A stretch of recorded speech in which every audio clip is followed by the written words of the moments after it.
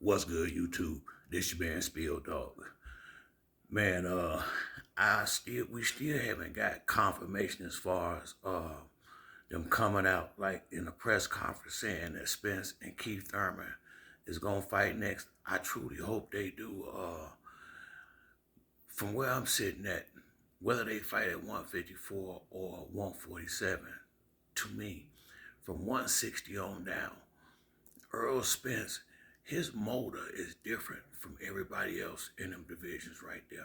Uh, Errol Spence got a motor like Manny Pacquiao had. Difference is Earl don't have the speed that Pacquiao had, but Pacquiao don't have the size and the strength that Spence had. But they both got that same motor. And you know, the thing about Errol Spence, and same with Manny Pacquiao, he already a top tier boxer. You know, he was an Olympian. He been a welterweight champion in the last 6 or 7 years. I think he a three belt champion in the division. He's undefeated. And when you watch his fights, especially when you watch him fighting other good fighters, after about that second or third round, once he really get warmed up, I mean, you got between 75 and 100 punches, hard punches coming every single round, the same way, same power. That I think that, and he don't never forget that body work, and he usually start that pretty early. And I think that's, to me, that's what really, in a lot of ways, separate him as far and his natural strength. Boots is a lot flashier, and he got the speed, and he got the he got all the razzle. But Spence is that meat and potatoes dude. He ain't trying to look flashy. He ain't trying to be cute with it. He finna come in there. He finna cut that ring off, and he finna work. He finna work, and if you ain't 100% dialed in and ready, you gonna get outworked. And that's really what he do. He go in there and outwork these dudes, and then eventually break them down.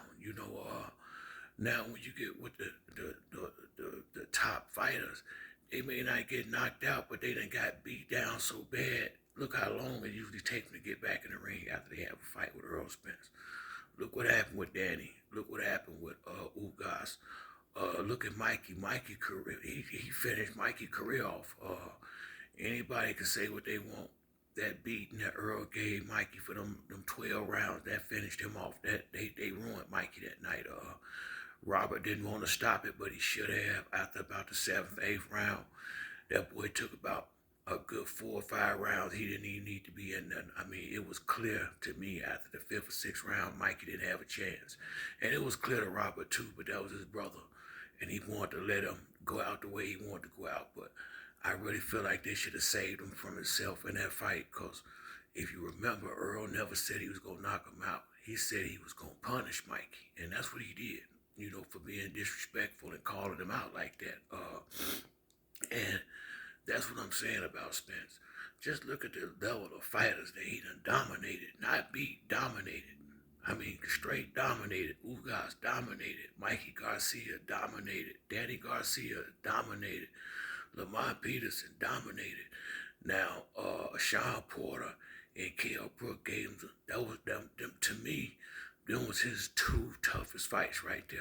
Sean gave me all he could handle in that fight, but he fought the wrong fight that night too. But bottom line, besides Kell Brook and Sean, he done gave the rest of them dudes and top fighters that work. I mean, just really completely dominated them. And I would say Crawford has dominated the competition. He done fought as well. There just haven't been as many top level fighters in the welterweight division as Errol Spence has fought. But I would go. I would say Charlo. I don't give a shit. I mean, like I say, from 160 on down, I would take Earl against any of them. I really would, man. Because if he got to fight at 154 or 160, now he gonna be a bigger problem. Cause now he can eat more. He gonna be faster. He gonna be stronger. He gonna have more energy, more endurance. That means he gonna throw more punches. I think it's gonna be when Fondora and all them got a problem coming in their way in a minute. fight Keith at 154 and decide, okay, I'm not coming down, if me and Crawford fight, it's gonna have to be at 154, 160. Them dudes in that division, boy, they in big trouble. He gonna clear it out, and it ain't gonna take long either. It just to be about how he wanna go about it, you know. But once he go to 154, I'm hoping his man Charlo going up to 160, so it don't have to go down like that. But Earl is gonna come. He gonna come smoke a lot of them dudes. They ain't gonna be ready for that. And then you gotta think Earl is a southpaw that's putting that type of pressure on you. And you don't usually see no southpaw with a jab as busy as Errol Spence jab. So, you know, people keep talking about the fight with him and Crawford. It ain't as big a fight to me as it is to a lot of people because I don't see Crawford having no chance at all in there with that boy. I really don't. I think Crawford could make it interesting for a few rounds. I think he might could do some things that other people haven't been able to do as far as maybe land some punches he don't see and have some moments. But I still think around the fifth or sixth round, when Earl turn all the way up and start pressing, that's when he gonna bang.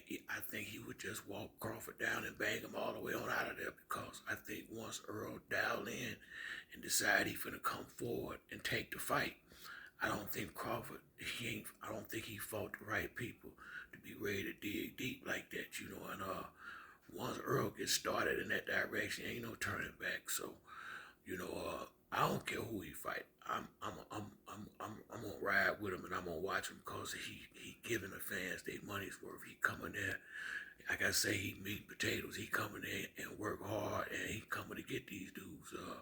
He ain't no just one punch knockout puncher. He the type to come in there and beat you down. And that's what people pay to see. People ain't really paid to see nobody dodging punches and running around the ring all night. That just ain't a lot of people. That ain't what a lot of people out there want to see when they paying what they paying for these fights and going to the casino, gambling and betting and stuff like that. It's more money in knockouts than it is than going 12 rounds. Real talk. But that's it for me on this video. If you like the video, hit the like or subscribe. Till the next time, it's your boy Spill Dog. I'm out.